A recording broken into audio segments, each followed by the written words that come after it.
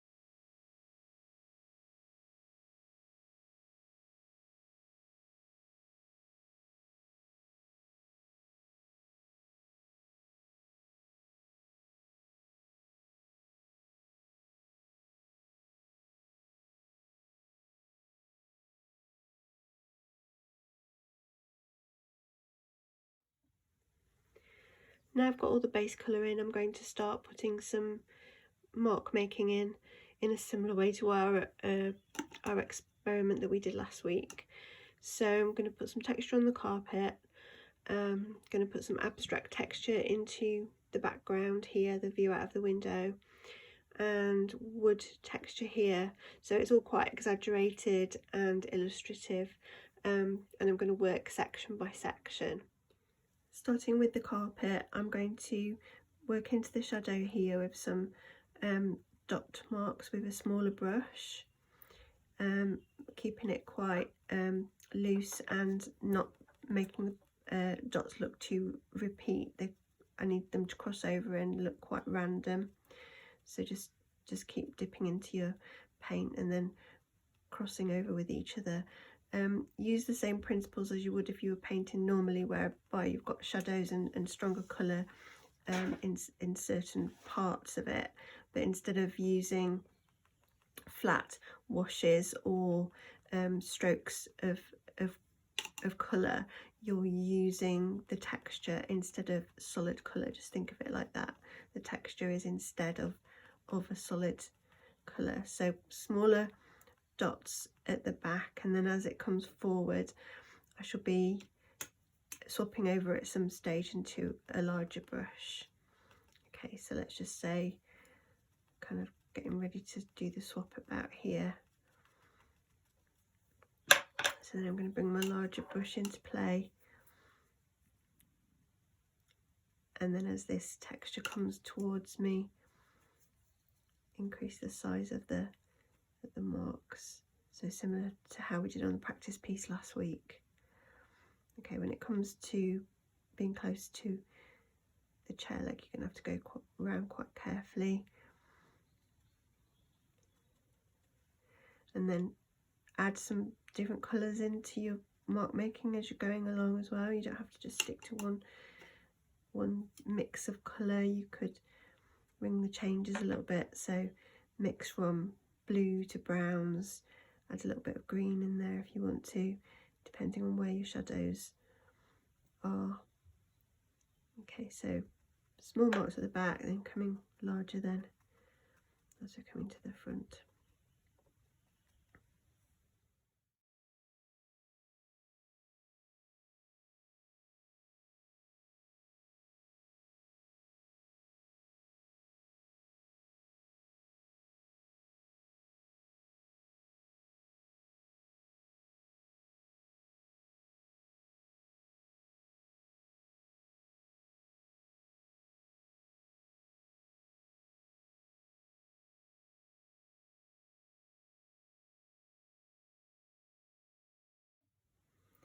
So I'm basically working through the piece, and I'm adding texture marks and stylized patterns just to represent various different areas.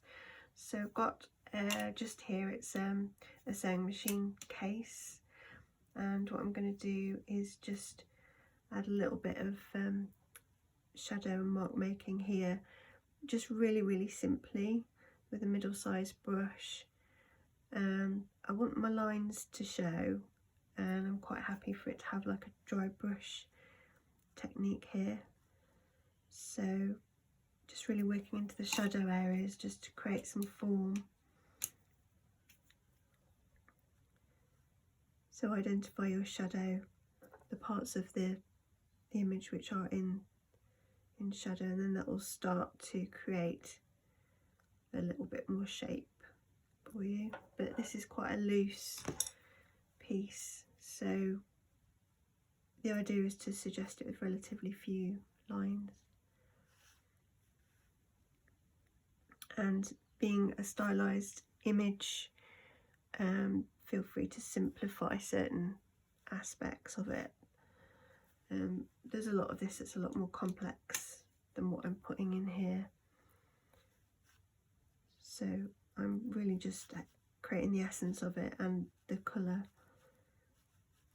and depth of colour and tone, but not necessarily going ultra realistic on it.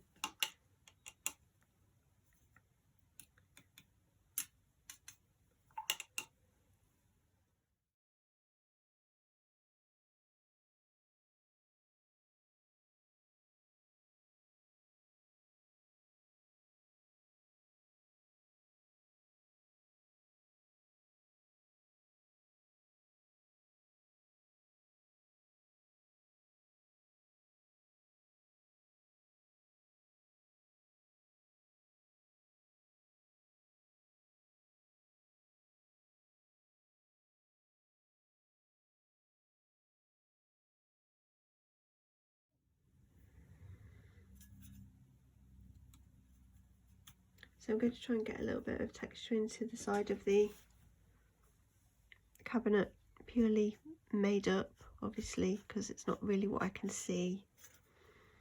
But this is the inspiration of the Reviliers type thing. So using the dry brush, I'm kind of trying to create little knots and pretend bits of wood there. It's quite dark this side, so I can fill this with some pattern. The brush is dipped into the paint and then dried off a little bit on a tissue first. I'm doing this quite fast, but you could spend a little bit more time on it. So I'm going to fill the whole side.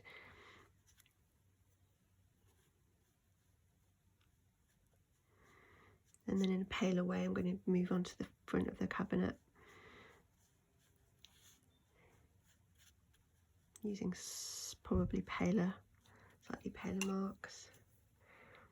So you're getting, hopefully you can see that you're getting a lot of, you're getting some realism, but you're getting this amazing like stylized approach to it. So I believe this is the way that Reviliers and the artists of the time approach their illustration and watercolours, with a very stylized approach, which made it quite contemporary of the time. And I don't feel like we've really seen that style since.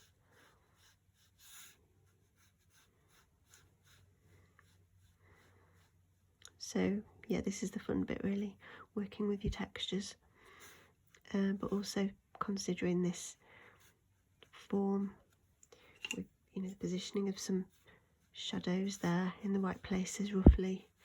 It is pretty loose. As long as you've got some of the shadow areas roughly in the right places, it reads as a semi-realistic image. I haven't really stylised the chair, I haven't really stylised any of it, to be honest with you. I've stylised the filling in of the textures, but you could really change the shape of things that you see There's quite a lot of scope for artist license in this style.